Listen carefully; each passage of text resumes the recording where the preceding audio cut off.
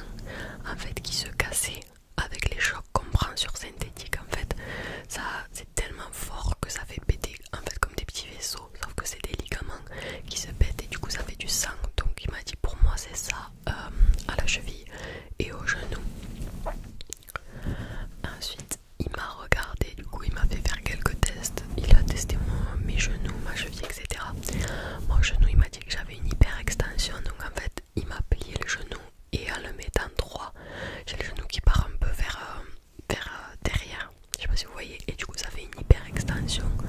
Donc il m'a dit qu'il y avait ça aussi.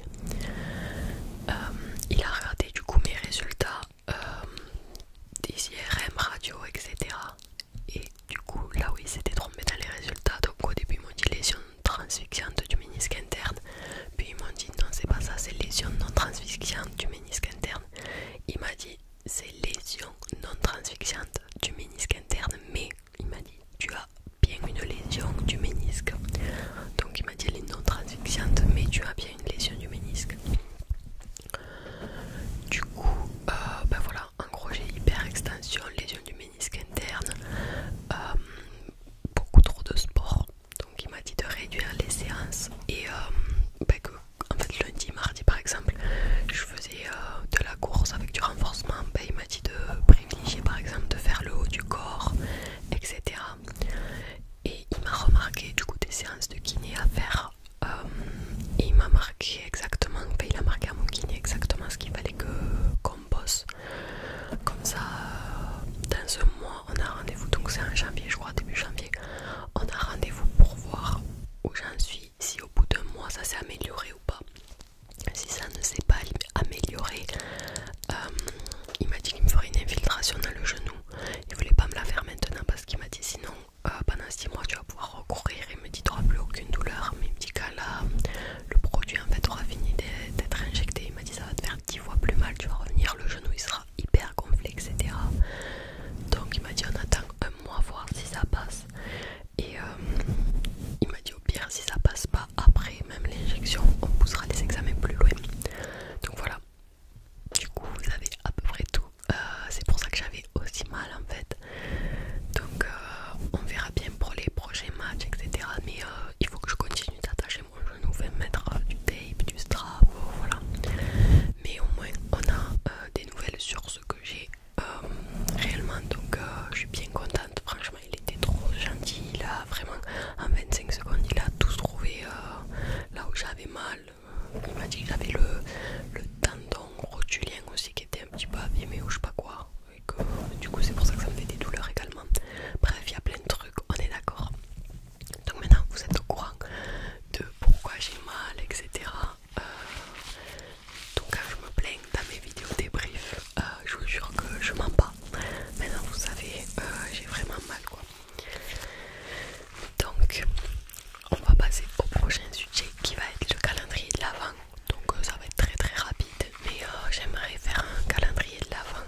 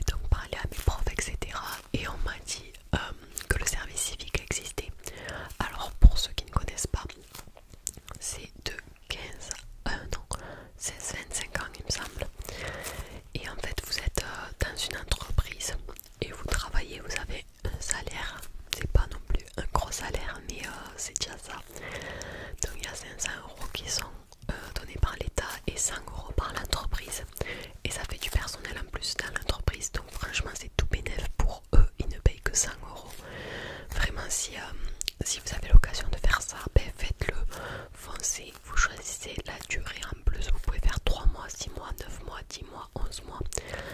Il faut savoir qu'on ne peut le faire qu'une année. Donc une fois qu'on a fait, par exemple si vous avez fait que 3 mois ou 6 mois, vous ne pouvez pas le renouveler. Donc moi j'ai décidé de faire ce service civique. Le temps que tout se mette en place, etc. J'ai commencé en décembre.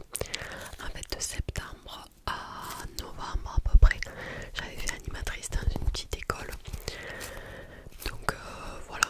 Et mais c'était juste provisoire. Je savais que j'allais faire le service civique. En fait c'était juste pour pas me retrouver sans rien et avoir un petit peu d'argent.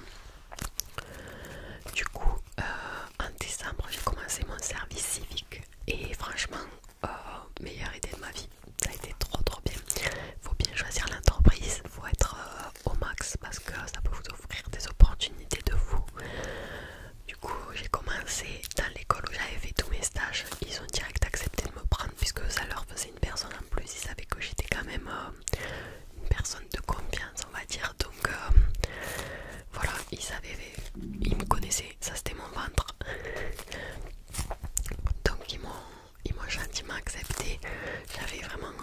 J'étais vraiment comme une employée dans cette école et ça a été incroyable, j'ai adoré.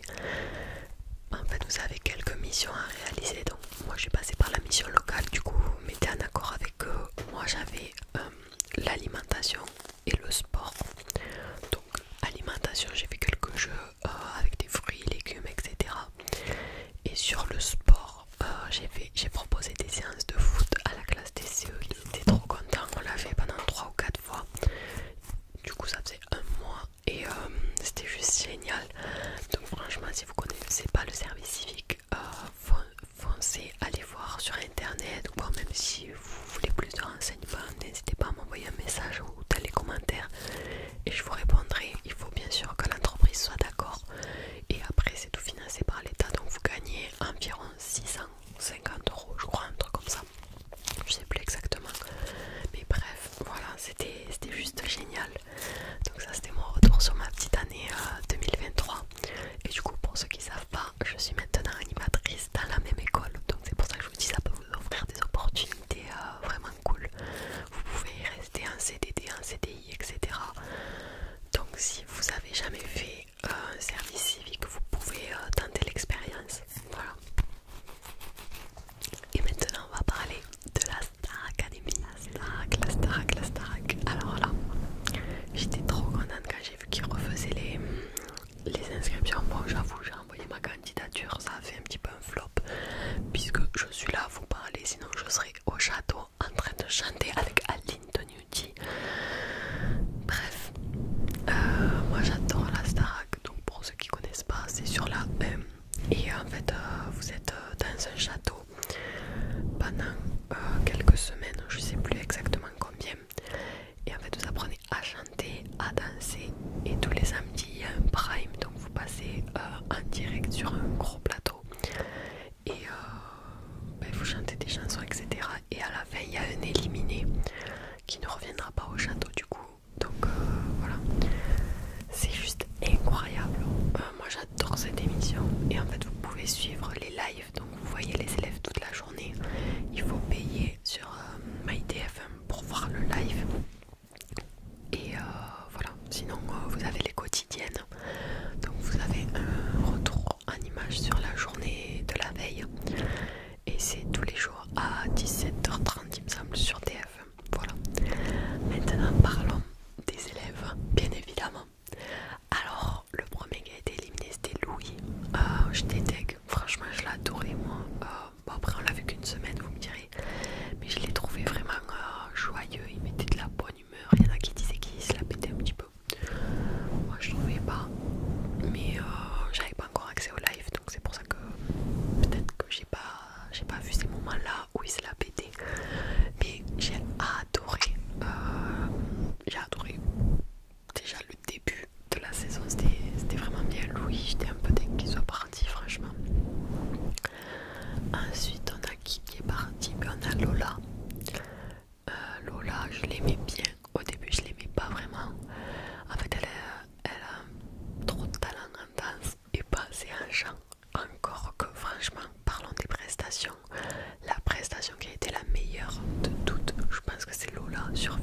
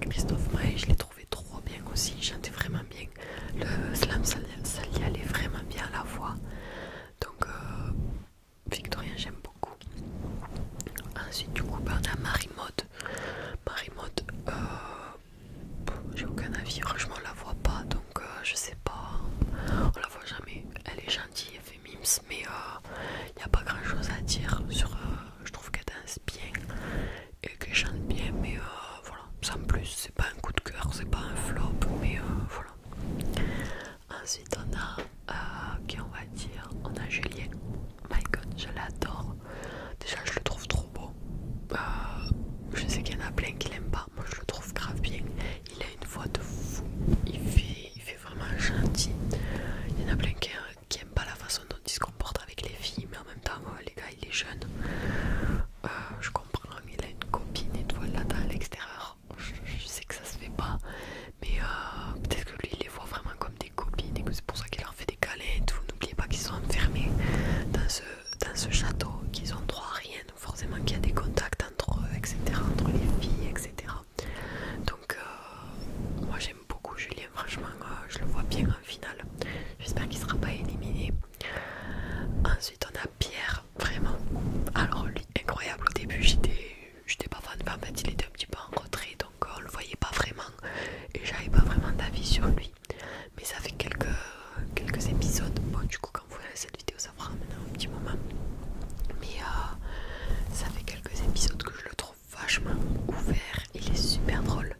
Je trouve qu'ils forment un duo grave drôle avec Julien quand ils ont fait. Il en faut peu pour être heureux. Franchement, c'était génial. Dans les répètes et tout, ils m'ont fait kiffer. Ils étaient au max. Même Julien, il s'est grave lâché. C'était vraiment drôle. Donc, Pierre, j'aime beaucoup. Je pense que c'est un des seuls. Enfin, bien sûr qu'ils peuvent tous percer, mais lui, je trouve qu'il percerait vachement bien. Il a une graine de voix super particulier et j'aime beaucoup. Donc, ouais, j'aime beaucoup Pierre. Ensuite, on a Elena. Donc, Elena, elle est. Sur TikTok, je la vois dans les favorites, mais sur Insta, je la vois vraiment dans les flops, quoi. Moi, je trouve qu'elle chante vraiment super bien. C'est une de mes favorites depuis le début. Elle chante super bien, mais il manque qu'elle se lâche. On la voit trop sur la réserve et il faudrait qu'elle profite plus, quoi, parce que elle a une voix de fou et je suis sûre qu'en se lâchant ça pourrait être mieux. Libérée, délivrée, elle était pas assez dans le... Enfin, elle a vraiment bien fait, mais je suis sûre que si elle s'était lâchée encore plus, elle aurait pu atteindre des notes de fou. Donc j'espère qu'elle sera pas éliminée non plus. Ensuite, on va dire Clara. Clara, au début, je savais pas trop quoi en penser parce qu'en fait, je la trouvais assez particulière et je la trouvais en fait vachement joyeuse, mais j'avais peur que ce soit un petit peu trop. Enfin, je sais pas si vous voyez ce que je veux dire, je pense pas. Mais maintenant, je l'aime beaucoup. Elle a une voix grave drôle, grave bien, et elle est grave drôle, elle. Quand elle a chanté Confession nocturne dans le château, là, c'est pendant les lives, elle était avec sa capuche et tout, vraiment on voit qu'elle kiffe être là et c'est trop bien, elle donne vachement de bonne humeur, j'aime beaucoup. Il y a aussi Margot qui donne beaucoup de bonne humeur, je sais qu'il y en a plein qui l'aiment pas. Moi au début j'étais un peu réticente et je la trouvais vraiment comme si elle faisait son intéressante, mais au fur et à mesure des semaines je la trouve de plus en plus à l'aise et de plus en plus drôle. Elle fait vraiment folle, on dirait qu'elle est aléatoire carrément, elle dit des trucs, elle réfléchit pas, en fait elle était animatrice donc on voit qu'elle a le peps, etc. Elle est à fond dans tout, donc j'aime beaucoup Margot maintenant. Elle a une voix assez particulière. Sur Ébloui par la nuit, j'avais pas accroché, je trouvais qu'elle en faisait trop, mais j'aime beaucoup maintenant, je la trouve vraiment pas mal. Il y a aussi Djibril. Djibril, je trouve il est chouette, mais il est trop dans le retrait. Je pense aussi que la prod ne le met pas forcément en valeur parce qu'il lui donne pas assez de titres, etc. Mais j'aime bien Djibril. Qui c'est qui nous reste? Il y a Lénie. Lénie, je sais pas. En vrai, je sais pas quoi en penser. Au début, je disais que c'était une de mes préférées. Maintenant, je sais pas. Je vous avoue que le truc dessus, c'est son pouce, etc. tout le temps. Ça m'a un peu perturbée, mais j'ai appris qu'elle avait perdu son beau-père, il me semble, ou son père, je sais plus. Un peu de temps avant l'aventure. Elle a aussi eu, je crois qu'elle avait été dans un réa ou un truc comme ça, il s'était passé un truc, j'avais pas trop suivi l'histoire. Donc je pense que c'est aussi pour ça qu'elle a besoin de ça. Et puis il faut pas oublier qu'elle est jeune, elle a mon âge. Donc je comprends qu'elle ait besoin de réconfort. Elle a vraiment une jolie voix. Sur le tableau de Dua Lipa, je l'ai vu en replay parce que j'étais pas là pour le voir. Mais je l'ai trouvé vachement à l'aise en danse, en chant un petit peu moins. Mais voilà. Il y a également Axel. Alors lui, je trouve qu'il mériterait d'aller en finale. il chante vraiment bien. Mais je sais pas, j'ai l'impression que c'est un faux gentil. Je sais pas si vous voyez. Et vas-y que je te passe ma minute de téléphone. Et vas-y que machin. Et je te fais des câlins, des câlins. Je sais